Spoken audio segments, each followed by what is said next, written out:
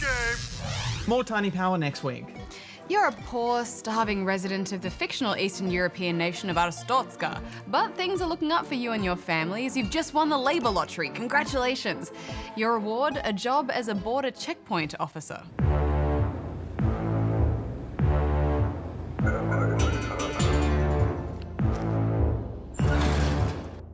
Papers, Please is an indie PC game which at first glance may not look like much, but it's quite a unique experience and it's generating a bit of buzz in the gaming community.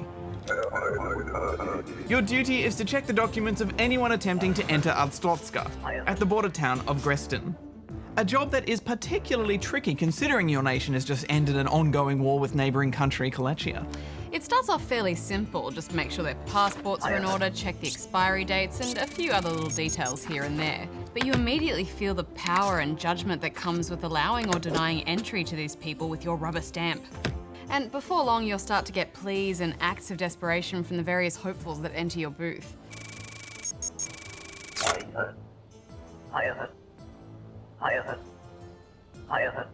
And suddenly you'll start facing some very serious moral dilemmas.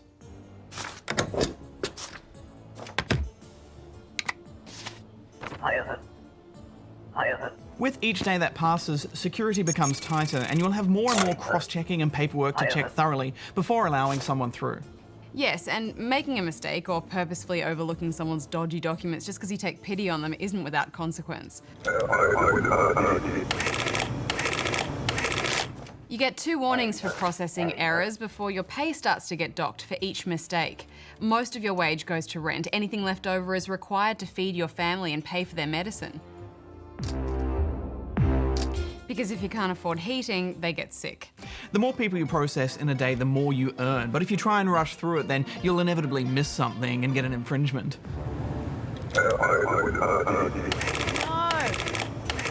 Yeah, it just gets harder and harder to stay on top of everything, doesn't it? You do develop a bit of a methodical workflow and you can upgrade your booth to streamline the whole process, but it's still just so easy to make a mistake. It's full on. Yeah, I quite like that though. Once I had my method down, I really wanted to do a good job. And not just because of the game implications, but because it's quite cathartic completing your own personal checklist. Citizens who are there to work need a work permit, residents need an ID card, visitors and immigrants need their own specific paperwork, and everything needs to have correct corresponding dates and city of issue from their respective countries. Yeah, and all the while, you know, your family is starving at home, just hoping you don't make another mistake. But if you do mess up, it's not the end of the world. You don't have to restart the whole game. Each day is saved, so you can just go back a couple of days and try again from there. True.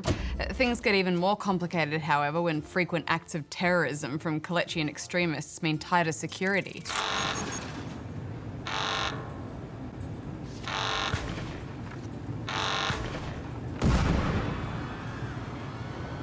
So then you have to start requesting body scans from all Kolechians to try and find concealed weapons. You need to ask everyone questions about how long they're staying, then cross-check it with their forms. I found myself getting so frustrated when I thought I'd been really thorough and I'd stamped that passport to let the person through, only to see that stupid infringement notice come through a moment later telling me I'd forgotten to check the issuing city or I'd got some tiny insignificant detail wrong. Ugh.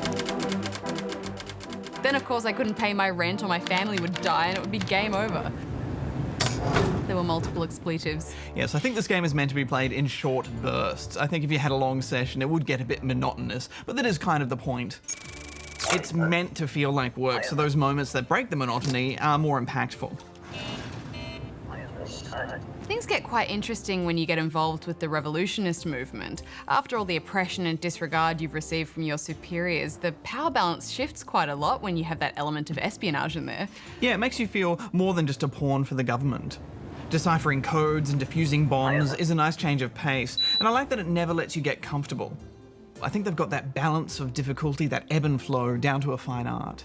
For me, it was the moral decisions that really drew me, and I think the most intense one was that woman who slipped me a note saying that she was terrified of a man who she was certain was going to force her to work in a brothel and begged me not to let him through. Sure enough, a few immigrants later and he popped up. And of course all his paperwork was in order, so you're left with a decision. Deny this man entry to the country based on a note you've received from a stranger, or let them through. Yeah, it's tough, isn't it? Especially as I've got a starving family at home and I cannot afford that fine. And this is really what the core of this game is about. It's really what it is about, those decisions and talking about the choices you made with other people. And I love that it turns you into a bit of a storyteller later. Yeah, I agree with that, especially since, in our own country, we're dealing with our own set of moral issues surrounding the ideas of asylum and immigration. And I think it is great when a game gets people talking, but I just think we can't forget that at its core, this is a paperwork sim. I mean, you're literally checking paperwork. I think it's much more than that. I think the sim side of it is just the shell around all these interesting ideas and moral dilemmas, and I think it works. I just don't think it quite gets there. I mean, this is never something I would choose to do in my spare time. And while I think the issues that arise from the decisions you're forced to make are interesting, I just got so bored that I struggled to get from one day to the next. I was really torn between wanting to find out more and just wanting it all to stop. I think it definitely will be divisive for that very reason. It's such a unique idea though, and it's so well designed, especially for its price. And it shows that a retro art style with simple but strong mechanics can work really well. Everything from the music to the harsh, bleak layout, and the often unforgiving nature of your final judgment. I'm giving this 8 out of 10 rubber chickens. I thought it was interesting, but in the end, just far too tedious for me. I think it needed a little bit more to it, so I'm giving it 6. Next up, in the world of wizards and mages, the stick can be mightier than the sword, as Goose gets equipped.